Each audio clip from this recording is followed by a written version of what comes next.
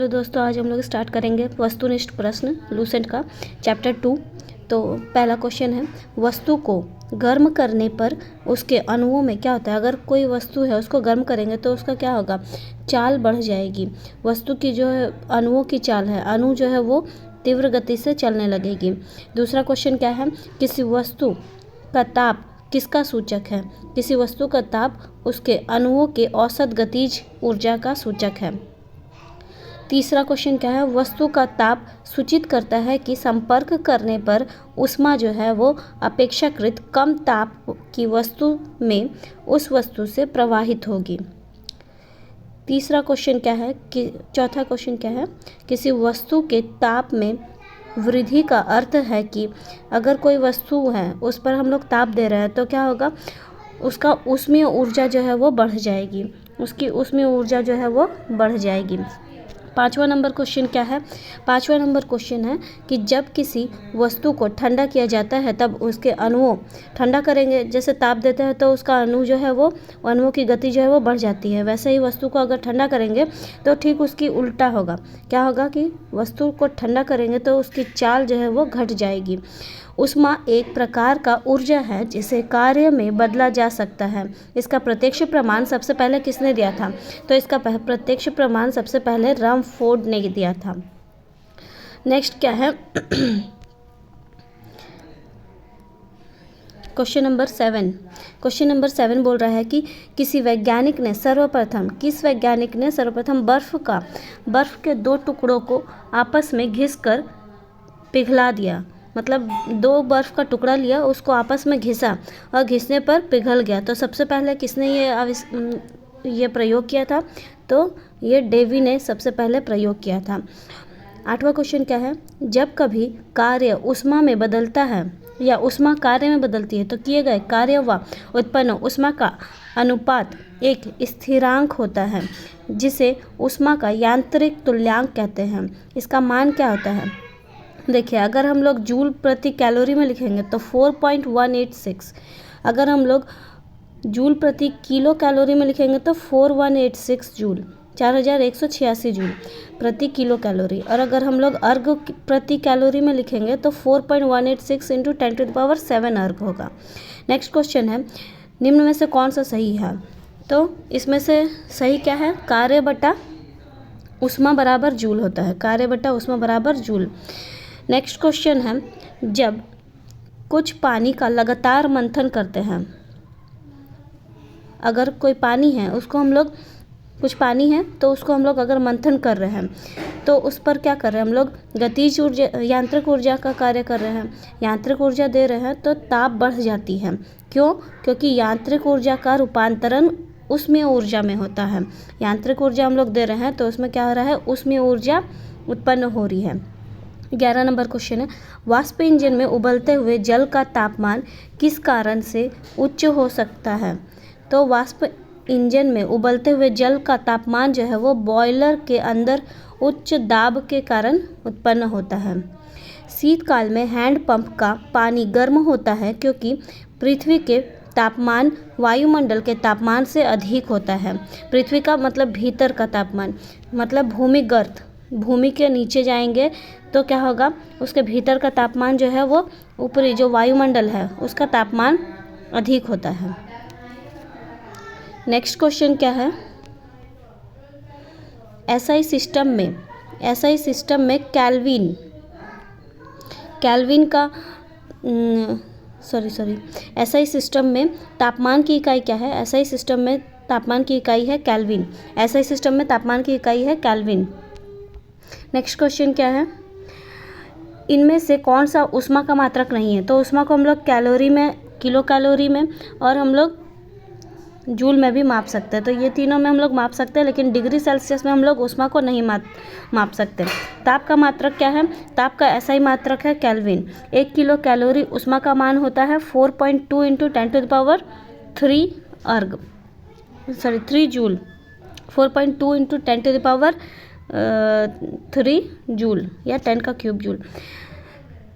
Next question है, जलप्रपात के अधस्तल पर जल का तापमान ऊपर की अपेक्षा अधिक होने का कारण क्या है। जलप्रपात के अधस्तल मतलब क्या होता है? जल प्रपात, जो जल जहाँ पर गिर रहा है वहाँ का तापमान जो है ऊपर की अपेक्षा में अधिक होता है। क्यों? क्योंकि गिर रहे जल का गतिज ऊर्जा जो है वो ऊष्मा ऊर्जा में बदल जाता है। नेक्स्ट क्वेश्चन क्या है? गर्मियों में ताप 46 डिग्री सेल्सियस हो जाने पर भी ऊँट गर्मी में राहत महसूस करते हैं। क्यों? क्योंकि वो अपने शरीर का जो तापमान है वो 42 डिग्री तक बढ़ा लेता है। बर्फ़ पर दाब बढ़ने पर उसका गलनांक जो है वो घट जाएगी।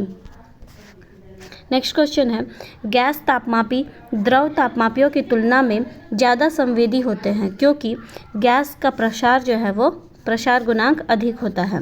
गैसों का प्रसार गुणांक जो है वो अधिक होता है। नेक्स्ट क्वेश्चन क्या है? नेक्स्ट है, ताप युग्म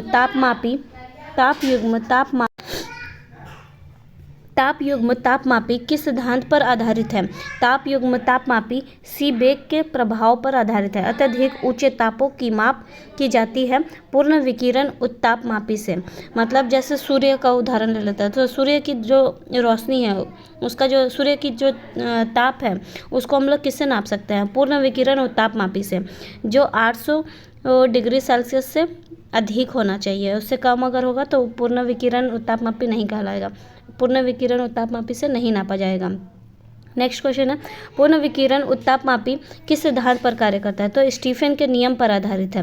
पूर्ण विकिरण तो नंबर 22 का क्या था? अत्यधिक ऊंचे तापों की माप की जाती है पूर्ण विकिरण उत्तापमापी से। पूर्ण विकिरण उत्तापमापी से। पूर्ण विकिरण उत्तापमापी किस सिद्धांत पर है? तो स्टीफन के नियम पर आधारित है। दूर की वस्तुओं जैसे सूर्य आदि का ताप किस तापमापी द्वारा मापा जाता है? दूर की वस्तुओं को जैसे सूर्य का उदाहरण अभी मैं जैसे दी थी, तो इसका क्या होगा? पूर्ण विकिरण उत्तापमापी से। नेक्स्ट क्वेश्चन है, ठंडे देशों में पारा के स्थान पर अल्कोहल को तापमापी द्रव के रूप में वरीयता दी जाती है। क्यों? तो क्योंकि अल्कोहल का द्रवनांक जो है वो निम्नतर होता है। पारा जो है वो -39 डिग्री सेल्सियस तक ही माप सकता है, लेकिन अल्कोहल जो है वो -115 डिग्री सेल्सियस तक माप सकता है। नेक्स्ट क्वेश्चन है, विकिरण पायरोमीटर से कितना तापक्रम नापा जा सकता है? पायरोमीटर किसको बोलते हैं? तो पायरोमीटर जो है वो पूर्ण विकिरण उत्तापमापी का ही यंत्र है। तो इससे 800 डिग्री सेल्सियस से ऊपर के जो तापमान होता है उसको माप सकते हैं। नेक्स्ट क्वेश्चन क्या है? थर्मोकपल यानी कि ताप युग्मक द्वारा बनाया जाता है। किसके द्वारा बनाया जाता है? तो दो अदृश्य धातुओं के द्वारा बनाया जाता है। नेक्स्ट क्वेश्चन क्या है? सूर्य का ताप मापा जाता है। सूर्य का ताप किससे मापा जाता है? पायरोमीटर तापमापी से। निम्नलिखित तापमापियों में से किसे पायरोमीटर कहा जाता है? पायरोमीटर विकिरण तापमापी को कहा जाता है। नेक्स्ट क्वेश्चन है, निम्न में से कौन सा सही है? तो Fahrenheit -32 divided by 9 equals to Celsius by 5।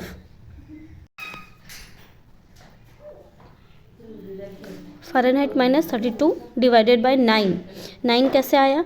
तो उसका जो डिफरेंस होता है ना उसमें से 9 और इधर जो रहता है 100 डिग्री सेल्सियस उससे काट कर 9 और 5 रेशियो आया। तो Fahrenheit -32 divided by 9 equals to C/5। Celsius मापक्रम पर जल का क्वथनांक तथा हिमांक होते हैं। सेल्सियस पर हिमांक जो है वो 0 डिग्री सेल्सियस और क्वथनांक जो है वो 100 डिग्री सेल्सियस तक होता है। नेक्स्ट क्या है? नेक्स्ट क्वेश्चन है, ताप के सेल्सियस पैमाने पर परम शून्य ताप होता है। परम शून्य ताप जो है वो -273 डिग्री सेल्सियस पर होता है। केल्विन मान से मानव शरीर का ताप सामान्य ताप क्या होता है? केल्विन से 310 केल्विन होता है। एक फ़ारेनहाइट तापक्रम और दूसरे सेल्सियस तापक्रम के दो तापमापियों में संख्यातः किस तापमान पर एक समान पाठ्यांक होगा? तो -40 डिग्री पर जाएंगे तो दोनों पर पाठ्यांक जो है वो एक समान होगा। न्यूनतम संभव ताप क्या है? -273 डिग्री सेल्सियस। फ़ारेनहाइट स्केल पर किसी वस्तु का ताप 212 डिग्री फ़ारेनहाइट है, सेल्सियस पैमाने पर उस वस्तु का ताप कितना होगा? तो उस वस्तु का ताप जो है वो 100 डिग्री सेल्सियस होगा। नेक्स्ट है सेल्सियस पैमाने का 0 डिग्री सेल्सियस फ़ारेनहाइट स्केल के कितने डिग्री के बराबर होगा? तो 0 डिग्री फ़ारेनहाइट होगा 32 डिग्री के बराबर। नेक्स्ट है मानव शरीर का सामान्य तापक्रम 98.4 डिग्री फ़ारेनहाइट है। इसके बराबर कितना डिग्री सेल्सियस तापक्रम होगा? तो 36.89 डिग्री सेल्सियस 36.89 डिग्री सेल्सियस के बराबर है। फ़ारेनहाइट से अगर मापेंगे तो 98.4 डिग्री फ़ारेनहाइट आएगा। अगर सेल्सियस से मापेंगे तो तापक्रम जो है वो 36.89 आएगा। फ़ारेनहाइट मापक्रम पर सामान्य वायुमंडलीय दाब पर उबलते पानी का ताप होता है 212 डिग्री फ़ारेनहाइट।